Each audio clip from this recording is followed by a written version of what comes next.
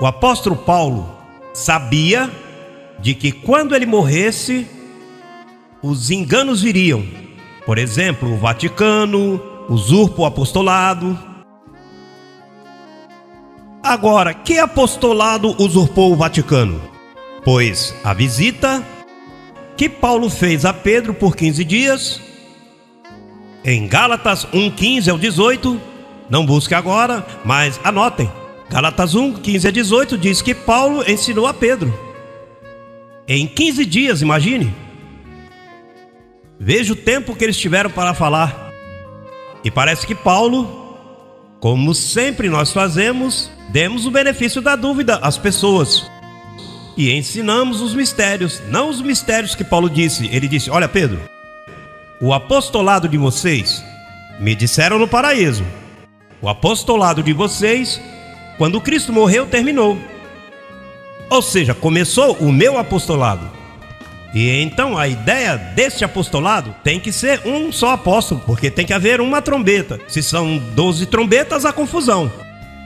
Então vai haver um apostolado para todas as nações. E ele disse: é necessário que todos falem uma mesma coisa. Para falar todos a mesma coisa, o que se necessita? Uma mensagem, porque senão vem a diversidade de opiniões. Então diz: esse apostolado que vem, todos têm que ter o mesmo sentir, o mesmo parecer, uma mesma mensagem, o mesmo proceder, porque é uma mesma mente. E tem que haver um que fale e os demais que obedeçam. E então, pois Paulo comunicou isto a ele, e isso foi exatamente o que Pedro fez. Pedro foi o primeiro papa, e o papa que fala e os demais pensam, mas sem evangelho.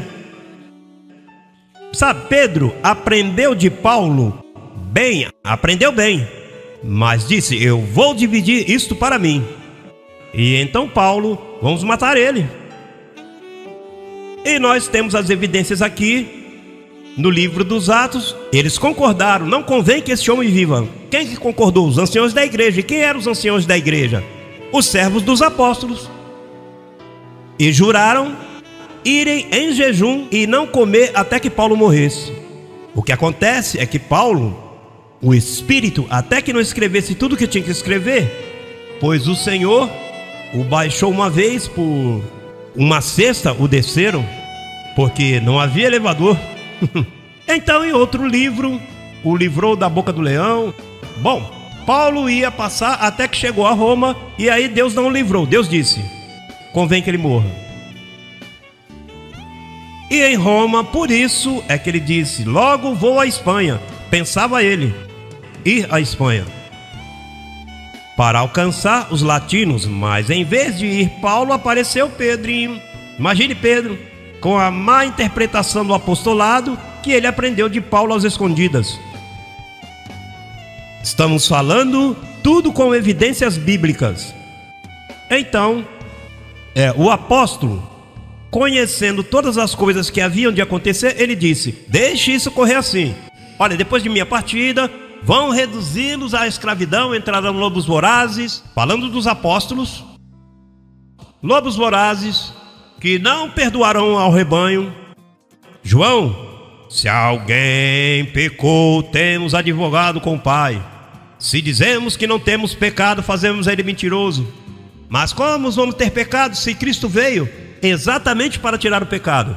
Que disse Jesus nos dias de sua carne?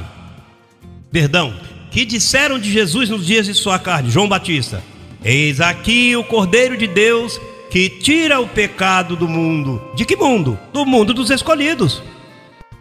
Aqui ele veio tirar o pecado aos seus escolhidos. De quem? As ovelhas? Pois João Batista disse: olha, esse é o que tira. Pois finalmente morreu e tirou. Ao tirar, como João agora, depois da cruz, segue dizendo: se alguém diz que não tem pecado, faz ele mentiroso. Não, você está disposto a dizer: tirou ou não tirou? Pois eu não tenho pecado, ele tirou.